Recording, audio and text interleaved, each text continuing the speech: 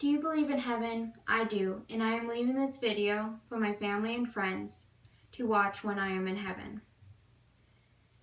I always loved animals. I got my dog Buddy from Humane Society in Eau Claire. He is a border collie. He was not in the greatest of shape, but I made sure that he was nursed back to health and groomed and just taken care of.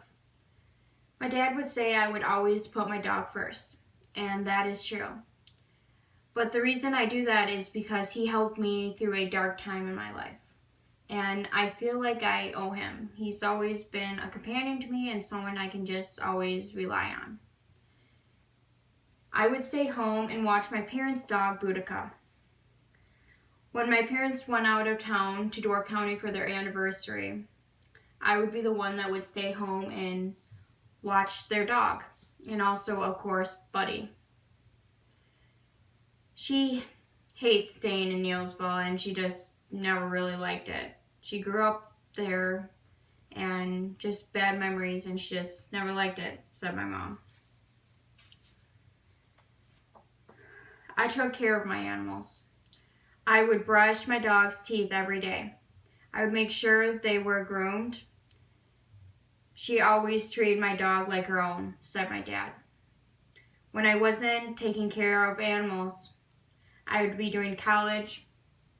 I went to the University of Wisconsin, Wood County. I was going for an associate's degree in arts and science with an emphasis in psychology, sociology, and political science. I never really thought that political science would be a degree I'd want to go for, but after taking a class called International World Politics, I decided that I kind of liked doing that stuff. She made me want to go back to college, said Joseph. I was planning on getting my master's degree in behavioral science and forensic science. I want to be a criminal profiler. It has always been a dream of her to help people in this way she could, said my mom. When I wasn't doing school work, I would help the community. Example would be I would bake cookies for ministry runs. I would bake even if I was busy or didn't feel good. She made better cookies than I did, said Kathy. I would help my mom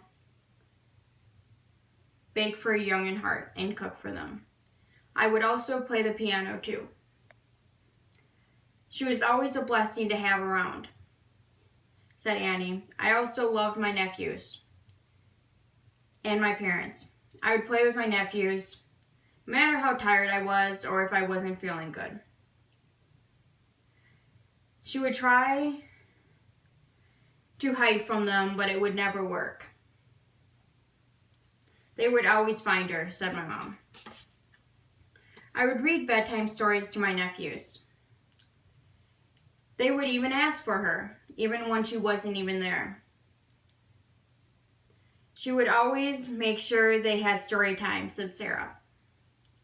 I would always help my mom when she was having TV problems. It didn't matter what time I called, she would answer and help, said my mom. And these times happened a lot.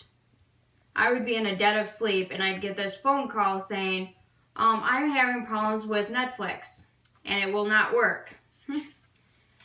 And what I say is like, did you try turning the TV on? And she would say, yes, I did that. And I said, well, did you push the Netflix button? And it's like, oh, okay. They never were really that great with electronics. I had a great life and love my family and friends very much. And hope they will celebrate the life I had and not look at the stuff I missed out on, like starting a family, getting married, finishing my degree. I have always put people first and want them not to be sad at this time and just be happy for the stuff that I did accomplish in my life. I don't want my death to be in vain because I have always put people first, and I want to put people first even in my death. My name is Sarah Davis, and this is my eulogy.